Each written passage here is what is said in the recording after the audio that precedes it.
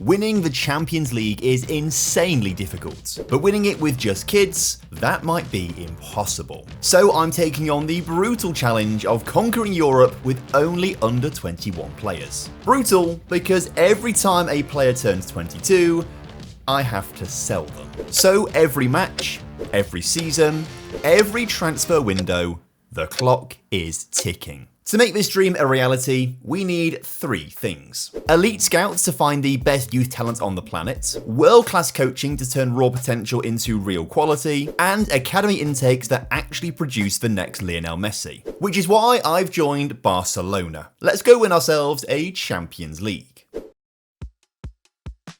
Barcelona already have a plethora of elite under-21 talent. Add in world-class coaches and an elite scouting department, and it looks like we are all set. I told the scouts to scour the globe for anyone under 21 with at least 3 stars of current ability, and they're already delivering. Which is handy because I've sold everyone over the age of 21 for £500 million. Honestly, I could have made more, but this challenge isn't about profit. This is about proving that a squad of kids can win Europe's biggest trophy before their frontal cortex is fully developed. But this is where our first big problem occurs. Football Manager 2024 came out in November 2023, so Kubasi isn't close to what he's like in real life, and Lamine Yamal, well, he's not winning a Ballon d'Or anytime soon. So we might need to lower our expectations. Still, I spent $258 million on a brand new squad of teenagers. If the scouts got it right, we'll be fine. But if they didn't, we are going to be struggling. This is what the starting 11 will look like. Rooney Bargi isn't a natural striker, but we have to force him to play there to also accommodate Lamine Yamal. Our midfield is stacked. It's maybe our strongest area, and I'm happy with the backline as well. Alejandro Balde holds it together on the left-hand side, but his 22nd birthday is coming up fast. Now, we are going to be following under 21 international rules, so if a player starts the season aged 21, they can play until the end of the season, even if they turn 22 in that season. So Alejandro Balde is going to stay at the club for now.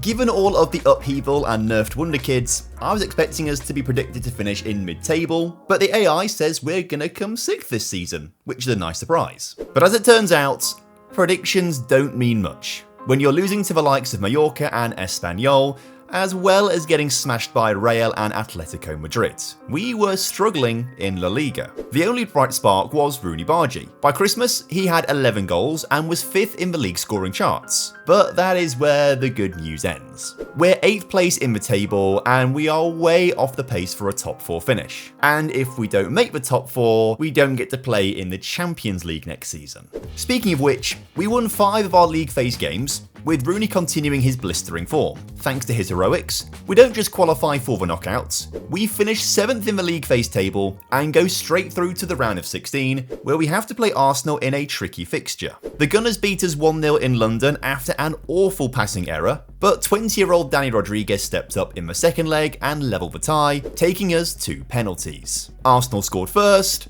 and we missed, which was not ideal. But then Bukayo Saka stepped up, and missed as well. So we clawed our way back into the shootout, which went on and on and on. But eventually, Restes saved Arsenal's 7th penalty, giving us a chance to win it, only for Fernandes to hit the crossbar. So the shootout kept going, until finally, Ben White missed and Gabriel Mascado buried his effort to make sure we won. This set up a quarter-final clash with Atletico Madrid, and at home, we took the lead through left winger Assane Diao, before Lamine Yamal secured us a 2-0 win. Atletico beat us in the second leg, but only 1-0, which means we're in the semi-finals of the Champions League in Season 1. Maybe we can actually do this immediately. But to have a shot of glory, we need to beat a very impressive Man City side. And when we scored first in Manchester, it looked like we might beat them, until City had other ideas. They didn't just make a comeback, they destroyed us, scoring 4 goals and cruising towards a dominant 4-1 victory. To come back from that, we needed a miracle, and it looked like it could happen when we scored first in the second leg. But a silly challenge on Gvardiol gave the referee no choice but to award City a penalty, which they scored. Haaland then made it 20 minutes later, securing a 6-2 win for Man City, and crushing our dreams. And even worse, we won't be back next season. We finished 7th in La Liga, which became a Europa League spot as Rayo Vallecano won the Conference League. And to make matters worse, 4 players, including one of our best in Alejandro Balde, now have to be sold. In this challenge, you don't just lose games, you lose your best players, and our championship window looks to be getting smaller and smaller. Luckily, as our players are young, they're all on small wages, which means our bank balance is very healthy. Balde left to join Inter Milan for 80 million, which gave us even more money to play with. But I only spent 49 million on 4 new players, and only one of them is going to start. Most teenagers are not good enough to break into this first team squad yet. If they're not going to play for us at Barcelona, they just aren't going to develop. So we may as well just leave these very talented youngsters at the clubs they're at right now. They do the development for us, and then we just pay them a lot of money to take them when they are fully formed. It's a risky bet, because whilst our core from last season has improved, we've made virtually no upgrades, and the clock is ticking on our championship window. Thankfully, we started strong. Rooney was still the top dog, starting up front, and Lamine Yamal was helping him out as our second top scorer. But after a year of development, Assane Diao on the left wing and Kendry Pies in the middle of the park were doing their bit and scoring more goals. As a result of this, we were now winning more games. At Christmas, we're second in the table, a mile behind Real Madrid, but that doesn't really matter. This is all about the Champions League, so as long as we qualify for that, I don't mind where we come in the table. However, a few losses and a couple of injuries in the new year put us on the back foot, and suddenly the chances of securing a top 4 place weren't looking quite so guaranteed. So it's a good job we won all 8 of our Europa League games and are favourites to win the tournament as we look to sneak into the Champions League via the back door.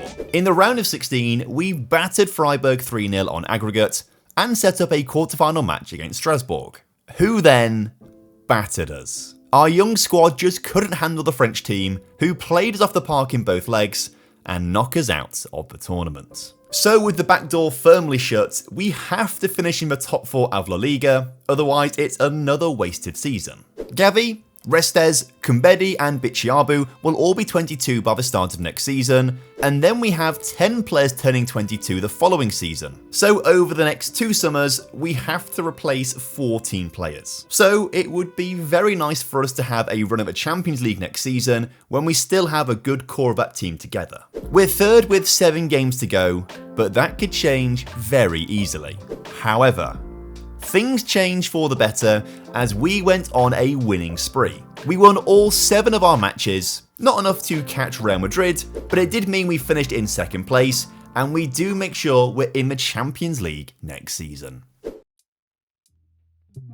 To win the Champions League, we have to find great replacements for the 4 players who are leaving the club. We've got 323 million to spend, plus another 134 million from player sales. Normally that's enough to rebuild any squad, but we're not signing stars, we're signing teenagers. Players who need time, and time is something that we don't really have. We found a gem in 19-year-old Konstantinos Korestas to replace Gavi. With 4 caps for Greece already, he could be special. We also picked up Sem Renders, who steps in for Kumbedi at right back. But at centre back and goalkeeper, we were pretty desperate. With no elite options available, we did the only thing we could and signed 3 of each, and hope that at least one of them develops in time to win the Champions League with us. The season started well. Assane Diao overtook Rooney Bargi to become our top scorer, but both are turning 22 this year. This is their last dance and their final chance to win a Champions League with us. And they're not alone. 10 players are out of age this season, and 7 of them are starters. If we don't win the Champions League this season, we are not going to have another shot for another few years. By January, we're second in La Liga, and Champions League qualification looks safe. But that success is not manifesting itself in Europe. We lost to Man City and Slavia Prague, before scraping draws with Liverpool and Shakhtar Donetsk. Thankfully, wins on our other 4 games mean we finish 11th in the league phase, but it also means we have to go through an extra knockout round. So in the playoff round, we're taking on RB Leipzig. We won the first leg in Germany 2-1, with goals from Warren Zaire-Emery and Rooney. Then in the second leg, we won 3-2 to progress to the round of 16. Here we're up against PSG, and we took the lead an hour into the game, and we're looking to be cruising towards victory. That was until Lennon Miller handled the ball in the penalty area, earning himself a second yellow card and gifting PSG a goal from the spot. Then, late in the second leg, PSG scored the game's only goal to defeat us 2-1 and knock us out of the Champions League. Just like that, it's over. Our golden generation is now forced to leave. The likes of Rooney, Diao, Zaire Emery and 7 others are all turning 22, and none of them will be here next season. We secured Champions League football via La Liga, but at this point, what is the point? The team won't be the same and the magic is gone. Next season, we're starting again literally from point zero. After losing so many starters, this season something has to change. So I sold £317 million worth of players and changed transfer strategy. I'm scrapping the short-term fixes and we're not signing any more 21-year-old stopgaps. I spent £140 million on exclusively 18-year-olds. This isn't a rebuild, this is a complete reset. Aside from Lamine Yamal, our entire starting 11 is now 18 years old. The plan is to keep this group of players together for 3 straight years. Hopefully in 3 years' time, with all the experience they have playing together and all the chemistry they've built up, this group of players will win us the Champions League. Colombian Hassan Mosquera is perhaps one of the best 18-year-old strikers I have ever seen. Ruben Belmont is already a top inside forward, and Louis Mandanda is a physical beast in the back line and will captain the team to victory. Despite our age, we are predicted to finish 4th this season in La Liga. Not bad. But what happened next shocked even me. Hassan was showing Europe why they have to be scouting Colombia, because he started the season in electric form. Everything he touched turned to a goal, and by the halfway point of the season, he was the top scorer in La Liga. I guess it does help when you're being backed up by Lamine Yamal, who is by far the best player in our squad, but this team was still punching above its age. But age was still showing in this team. Inexperience meant that we slipped up from time to time, like when we lost 2-0 to Elche and 4-3 to Real Betis. But we were really slipping up in the Champions League. We lost 1-0 to FC Midtjylland and 3-1 against Arsenal, as well as drawing with Feyenoord and Shakhtar Donetsk. So whilst we're 3rd in La Liga, we finished a lowly 12th in the Champions League. In the playoff knockout round, we managed to beat Feyenoord 3-0 on aggregate to get over the goalless draw we had with them in the league phase. Then in the round of 16, we took an early lead against Atletico, only for the side from Madrid to equalise in the 92nd minute, drawing the first leg. Hassan gave us an early lead in Madrid, but just like last season, disaster struck. A shove in the area gave Atletico a penalty, which Julian Alvarez scored. Then with 20 minutes to go, a poor clearance led to a foul on the edge of the penalty area, where Conor Gallagher stepped up and slammed home his free kick, meaning Atletico win 3-2 on aggregate. It's not just another early exit, it's a warning sign. If this team doesn't mature quickly, we're going to run out of time before they even get good enough. But there is a silver lining, as we finished 2nd in La Liga and Hassan ended the season as the league's top scorer. This plan still might just work.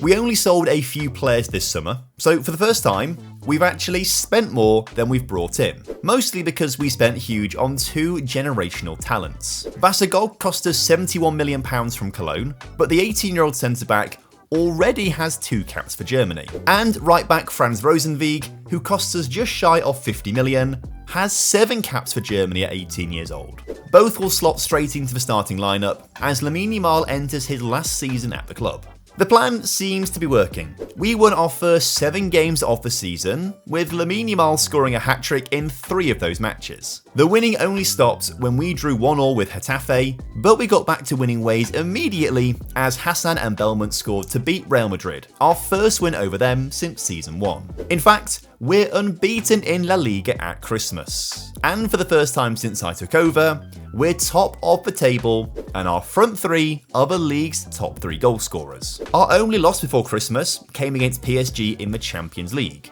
but we won our other 7 league phase games, meaning we finish as runners-up and one of the favourites to win it all. We aren't building towards next season anymore. The championship window has genuinely opened up early. However, we have a tricky draw against Liverpool in the round of 16, and of course, they took the lead early on in the first leg. We managed to bring it back to 1-1, but Liverpool in front of their own fans were never going to stand for that. They scored again to win the first leg 2-1. But in the second leg, something incredible happened. We scored first, and then we just couldn't stop scoring. Again and again, we found the back of the net, as we played some of the best football I've ever seen. We ended up as 7-0 winners on the night, and progressed to the quarterfinals to take on Man City. At home, it was the Croatian duo of Alen Petrosevic and Stipe Rajic who gave us a 2-0 win and the advantage. 3 more goals away from home secured an eventual 5-2 victory, taking us back to the Champions League semi-finals for the first time since Season 1. But to reach the final, we have to win El Clasico, home and away. Frustratingly, we could only draw the home leg 1-1. The frustrating part was, we only allowed Real Madrid 1 shot on goal all game, and that's the shot they scored. Then, in Madrid, Jude Bellingham gave Real the lead after a defensive error. But then, Real fouled Hassan in the penalty area, allowing Jorge Sanka to level the scores and take the game to a shootout. But here, Sanka couldn't score, whereas Real Madrid did.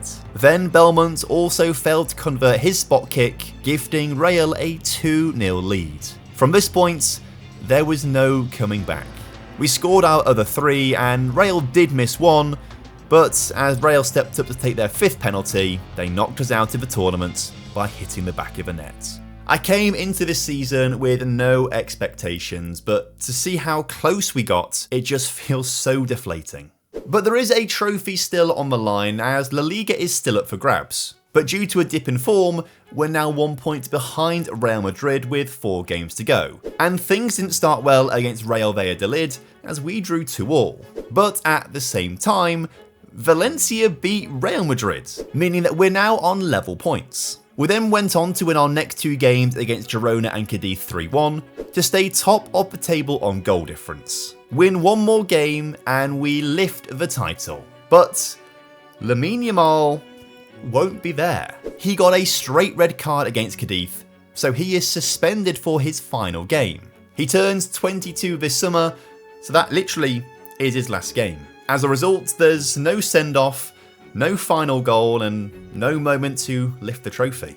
But we are replacing Lamine Yamal with essentially the next Lamine Yamal. Alen Petrosevic came through our youth intake 3 years ago. He's had 2 successful loan spells, and after playing understudy to Lamine this season, he is now ready to take over. So if he can help us beat Alaves, he'll help us win our first trophy in 5 seasons. The game got off to a good start. Hassan's free kick was met by the head of Basagog, who nodded us in front. Petrosevic almost got an assist, but Blanco's effort slammed against the crossbar rather than into the back of the net. But Blanco did get his goal, as he scored a powerful header from a near post corner. Then in the second half, the referee spotted a foul in the area and gave us a penalty, which Petrosevic calmly dispatched, giving us a 3-0 lead.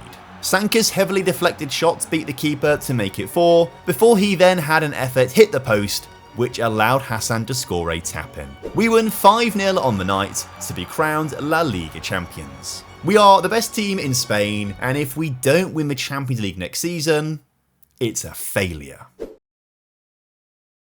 After selling Lamine Yamal to Man City for 150 million, I spent 103 million on new players to add depth and strength to the squad. We've got 2 seasons left with this golden generation before they all age out, and we have to start all over again. But honestly, based on last season and the players that we've brought in, this season feels like the one. It means there's very little change to the first team, as we're pretty much running it back with the same starting 11 as last season, but with Petrosevic starting in the place of Lamine Yamal. And there is an argument to say he's a better player than Lamine Yamal. With 12 goals to his name by Christmas, he was our second top scorer as we look to go back-to-back in La Liga, with 2 points clear at the top, as our season is looking very hopeful, especially because we went unbeaten in the Champions League phase, winning 7 games and drawing 1-1 with Benfica away from home. This puts us top of the table and makes us favourites to win the Champions League. Plus we have a nice pathway. If we beat Lyon, we face the winner of Stuttgart and Porto. No PSG, no Liverpool, no Inter Milan. This is our clearest path to the final yet. We absolutely crushed Lyon 5-1 on aggregate, as our youngsters look the best they've ever been. I can already feel myself holding that Champions League trophy at the end of the season. In the quarterfinals, we got to play Porto, and we won the first leg 1-0. We then took the lead in the second leg, and looked to be cruising towards the semi-finals. But Porto managed to pull a goal back 8 minutes later. Then in the second half, they scored again, making it 2-2 on aggregate. And then with 10 minutes to go, Porto won the ball on the edge of their defensive third, quickly moved the ball up the pitch on the counter, and chipped the keeper. This wasn't just a loss. This was our best team, the best draw that we'd ever had, and our best shot of winning the Champions League. We went on to claim our second La Liga title, earning 100 points along the way, demonstrating just how good this team is. But who cares about La Liga in this challenge? We have one final shot to win the Champions League next season with this group of players. Otherwise, we have to start all over again.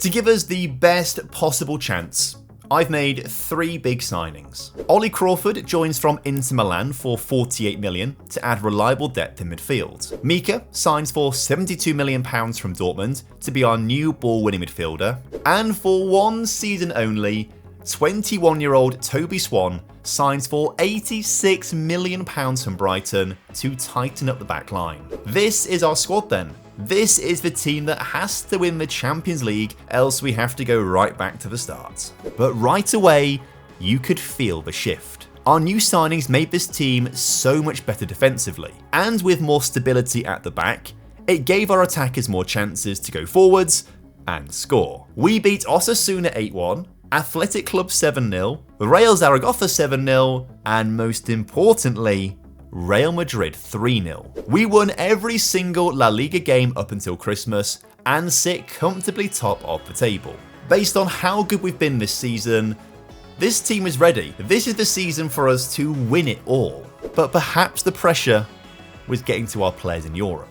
We struggled in the early stages, losing to Chelsea and drawing with Atalanta and Copenhagen. We did record impressive wins against Inter Milan, Liverpool and Newcastle United, which did secure us a top 8 finish, but it wasn't as convincing as last season. The evidence suggests that we are a little bit shaky in Europe, so we need to really focus up in the knockout rounds. And this season, the draw hasn't been quite so kind, as we have to beat PSG in the round of 16. But Academy graduate Connor Ross scored the only goal of the first leg in Paris. Then at home, Petrosevic gave us a 2-goal aggregate lead. PSG did pull one back late on, but it wasn't enough. We squeezed through as 2-1 winners. This set us up against Liverpool, and at home, we scored either side of the halftime whistle to run into a 2-0 lead. However, Liverpool were able to score with 15 minutes to go, halving our advantage. But in Liverpool, we were able to score just 5 minutes into the game and then ruin their morale by scoring 10 minutes later and go on to win the tie 4-1 on aggregate. All we have to do now is beat Chelsea and we're in the final. But despite 20 shots, Chelsea held us to a 0-0 draw at home, so I was fearing the worst as we travelled to London, especially when João Pedro gave Chelsea the lead. But seconds before the halftime whistle, Hassan just about poked the ball over the goal line to bring us back on level terms. But time was running out and we were facing extra time. That was until Belmont managed to lose his marker, create some space, and smash his effort into the roof of the net to win the game 2-1 and send us to the final. Now we just need to beat Man City, the team we sold Lamine Yamal to, and we complete the challenge. This team is special. We've just broken the La Liga point scoring record. Hassan has just scored 45 goals in 54 matches, and Petrosevic just claimed the European Golden Boy award. This team is perfect, but everything comes down to this final match. And just 30 seconds into the game, disaster struck. Basagog was tackled far too easily, and Musiala buried his one-on-one opportunity. Were we about to throw this all away? It certainly felt like it, as Musiala ran the game for the first 10 minutes, coming close again, but just missing the target.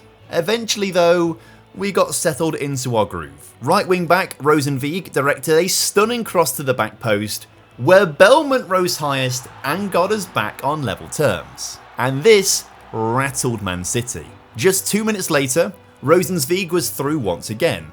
Donnarumma then spilled the powerful shot, which allowed Hassan to score a tap-in and turn the game around. Now we were in control and passing the ball beautifully. We knocked it into the path of Belmont, who scored his second goal, only for the VAR to spot that he was inches offside. But at the break, we are commanding this game and are 45 minutes away from the ultimate glory. But clearly, Man City had a wake-up call during the break, and they came out hard in the second half. Just 2 minutes in, Rico Lewis's cross was punch clear, but the shot from distance was only denied by the woodwork. So we knew we needed another goal. Rosenvig's throw was quickly put into the middle, and once again Belmont was there to nod it in. We then could have killed the game off when a poor back pass was intercepted, but Hassan's shot was parried wide, and that may have been the moment when the tide turned. Because just after that, we were battling for the ball in midfield, where Mika went in with a crunching challenge and missed the ball. With 20 minutes to go, I had to make tactical changes to slow the game down and waste as much time as possible, whilst dropping our wingers back to create 2 banks of 4 to try and just stop Man City from scoring. Now all we need to do is pray that it works and watch the clock tick down. From a Wonderkid experiment to Champions League winners, we have done it. But what happens when you flip the challenge completely and try to win the Champions League with a squad of aging veterans? Watch this next video to see how I took over Inter Milan, sold every player under the age of 30, and attempted to win the Champions League with nothing but players aged 30 and over.